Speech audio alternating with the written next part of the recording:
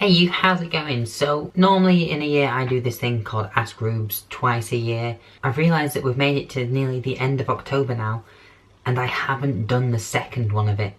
This is Ask Ruubez 11. So I told you guys on Instagram, Twitter, Facebook, Tumblr and all the others that you completely ignored to send me in some questions. Right, so Jamie has asked, what YouTube musicians do you like watching? For example, Leo Maracchioli, Rob Scallon, etc.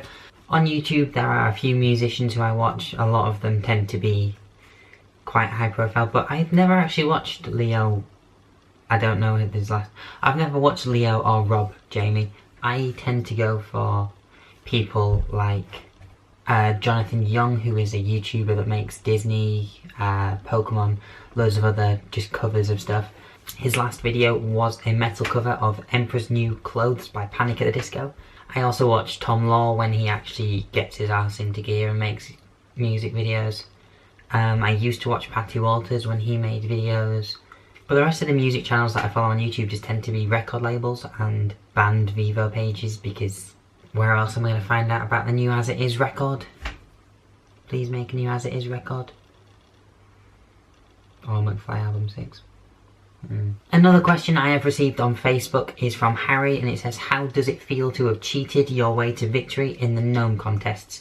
Now, for those of you who didn't live as a child, or are particularly young and didn't have a PlayStation 1 and Harry Potter and the Chamber of Secrets on PlayStation 1, there is a mini-game within the game where you throw gnomes in Hagrid's pumpkin patch, and Harry basically brought the game to my house. I have a PlayStation 3 that plays PS1 games. I set a high score of about 500 and something, which isn't the highest score that you can get on that game by a mile. It's nowhere near it. So he spent quite a few hours trying to beat my high score, and then the day after, I sat down and was like, right, I know I can beat this score that I've set myself. So I sat down and for about half an hour was sat there, constantly playing this PlayStation 1 game to get the highest score possible. And I doubled my score, and Harry was like, I'm never talking to you again. So, I didn't cheat. Come on, not it! His fucking head's inside it! Fuck off! No! I can't believe that. Taking one from Tumblr, someone said, what are the things you always take with you?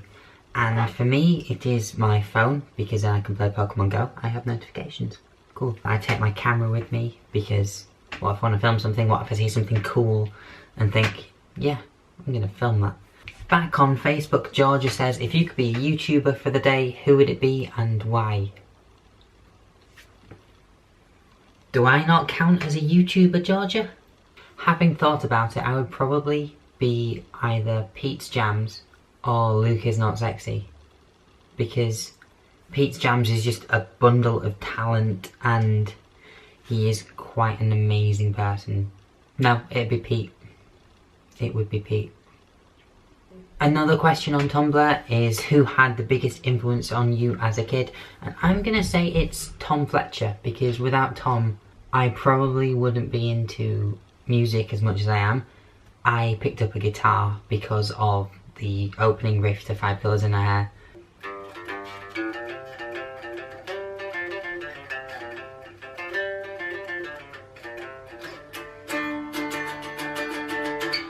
Back on Facebook, Chloe says, how have you felt since your surgery? And overall, I've been very good. I've probably been the happiest I've ever been. I feel more complete within myself. However, I have kind of been in a bit of a lull recently. And I'm not entirely sure why, but mental health hasn't been that great recently. Whilst also being like the best that I've ever been. Humans are weird. On Facebook again, another Chloe says, if you could have written/directed any film you've seen, which one would it be? See, this was a tricky one because I couldn't think, would it be from a perspective of I could have done it better, or is it from the perspective of I just would have liked to have being the person that was making that film.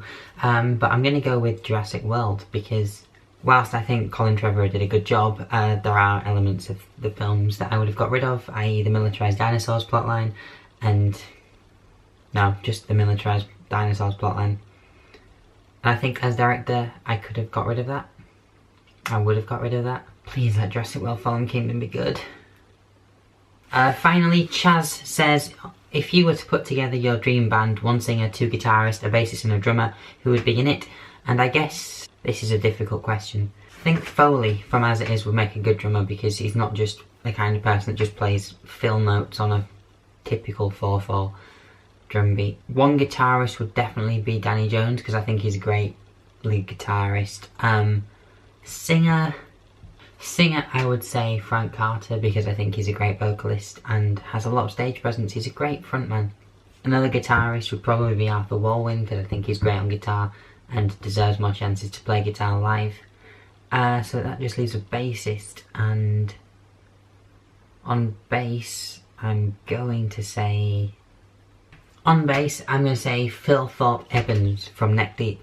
So we've got Frank Carter, lead vocals, we've got Danny Jones, lead guitar, we've got Arthur Walwyn, rhythm guitar, we've got Phil Thorpe Evans on bass, and we have Patrick Foley from As It Is on drums. And you know, not entirely sure what they'd be called, Frank Carter and the Walwyn As It Is Deeps. That's a shit band name. But yeah, that was Ask Ruubez 11. I hope you've enjoyed that. What would you answer for each question? Let me know in the comments. Or just a highlight of one of the questions. What would you do? I'm always curious to find out. If you want to support my content further, find me on Patreon. If you enjoyed the video, give it a thumbs up. It's also called a like in non-YouTuber terms. Subscribe if you haven't already, because I'm trying to make more content. And yeah, I shall see you whenever. Adios. Bye.